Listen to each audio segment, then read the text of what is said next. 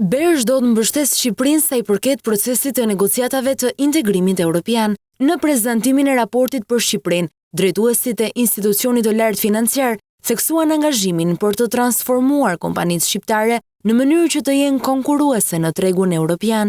Prioriteti jon i dytë të armonizuar me planet e Shqipërisë në anëtarësimin në BE, synojmë të ndihmojmë sektorin privat që të përgatitet për të pasur akses në tregun unik evropian duke rritur si financimin direkt dhe ashtu ato indirekt për të përmirësuar konkurrencën, qëndrueshmërinë dhe integrimin e bizneseve vendase në zinxhirët global të vlerës.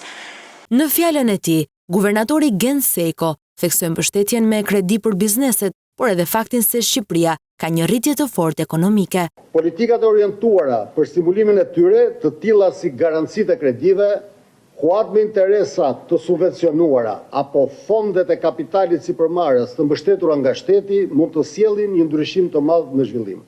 Më herët nga institucionet e EBE, por edhe qeveria shqiptare kanë deklaruar angazhimin për përfundimin e negociatave brenda vitit 2027 me synim anëtarësimin në Union përpara 2030-s.